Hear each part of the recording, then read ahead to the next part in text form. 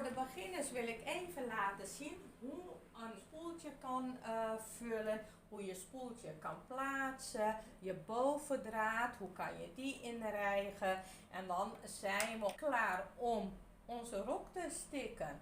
Dit is een Singer. Het is een eenvoudige naaimachine voor zware stoffen. Op elke naaimachine staat de beschrijving al op de naaimachine. En hier zie je het vullen van een spoeltje. Een doorgetrokken lijn is voor het inrijgen van je draad. En het onderbroken lijntje is voor het vullen van je spoeltje. Wat je doet, deze goed erin zetten. Je plaatst je los garen op de staander en vervolgens hier doe je draad kruislings, dus zo, kruislings en die kant. En dan komt die hieruit. Ik heb hier mijn spoeltje, ik zet hem even vast.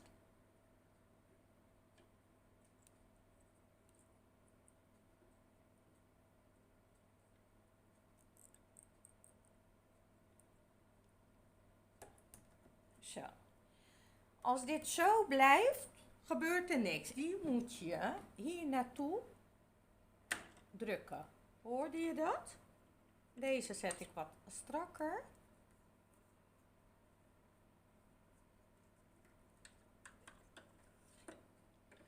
En dan gaan we even op het voetpedaal. En dan gaat hij. En als je dit zo laat, dan gaat hij niet mooi vullen. Ik wil hem mooi gevuld hebben. Wat ik doe, ik hou deze even vast. En je ziet dat dit niet mooi gaat vullen. Je gaat er een beetje helpen. Help je draad gewoon mee. En hou dit vast. Doe je dat niet, dan schiet je klosje los. Ben je draad kwijt.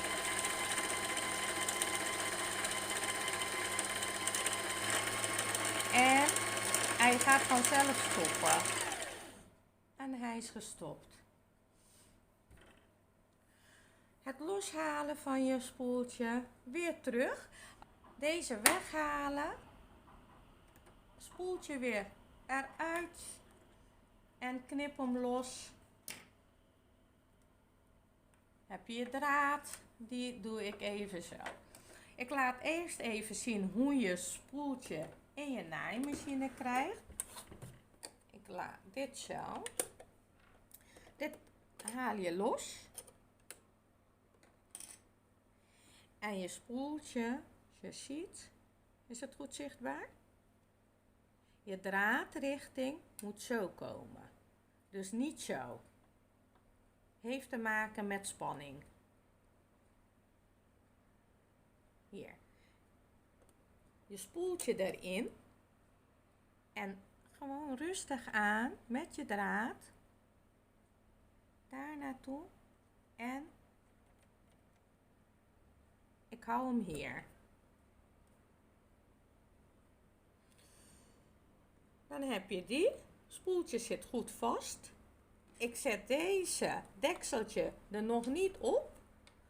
We gaan nu verder met het inrijgen van je draad. Zoals ik al eerder zei, wrijving staat op je naaimachine.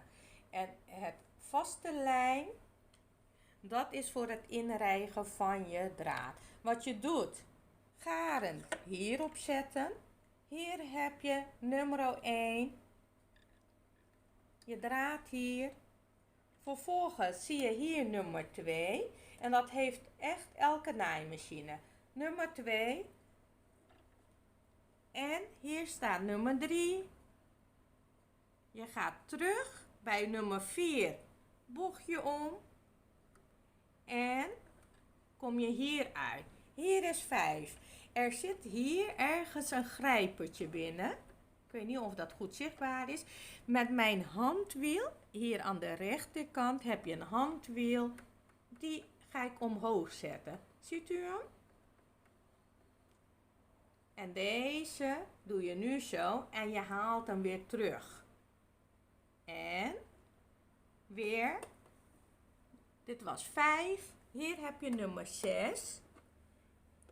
Dat wil zeggen hier. En dan heb je hier nog een klein grijpertje. Doe je ook weer je draad hier. Ik zet mijn naaivoetje naar beneden. Dan heb ik wat meer zicht op mijn naald. Ik doe met mijn handwiel naald naar boven. Heel veel naaimachines hebben een heel handig middeltje om je garen door het oog van de naald te krijgen. En dat is deze.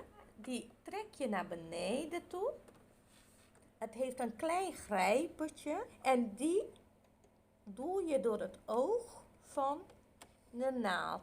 En wat je dan doet met je draad, zet je hem zo. En deze doe je hier.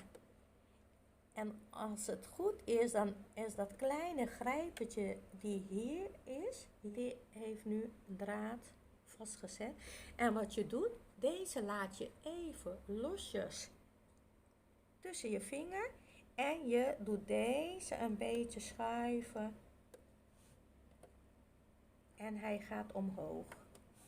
En hier heb je draad door het oog van je naald. Dit is het inrijgen van draad. Ik wil hem ietsjes langer hebben. Die hebben we.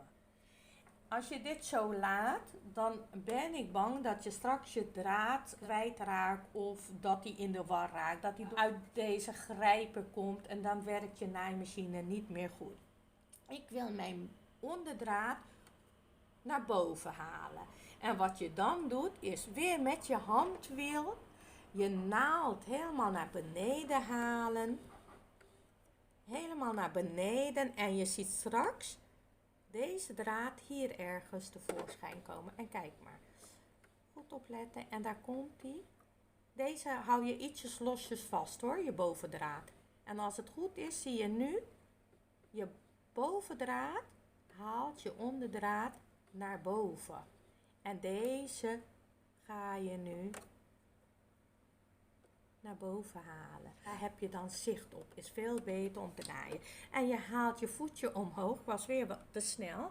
En je doet beide draden naar achter plaatsen. Je doet het dekseltje erop.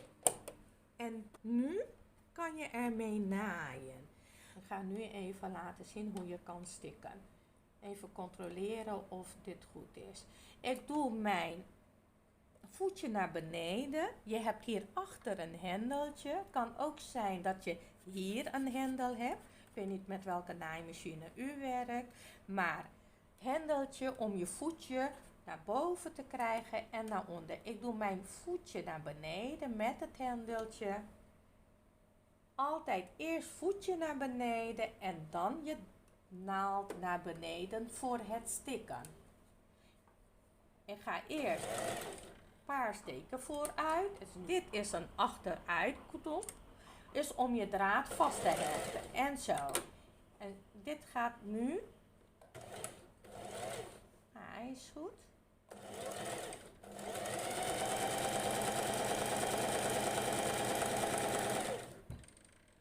En ik ga hem weer een keertje terugplaatsen. Terugnaaien. Om mijn draad vast te hechten. Zo haal ik hem los. Hij is mooi gestikt. Ik haal hem los. Je kan een draadschaartje gebruiken. Ook meeste naaimachines hebben aan de zijkant een mesje. Dus als je je draadschaartje kwijt bent, wat doe je dan? Je hebt hier een mesje.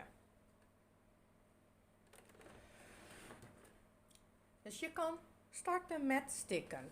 Dit is je handwiel. Neem je gebruiksaanwijzing voor je naaimachine. Ik heb hem hier op rechte steken gezet.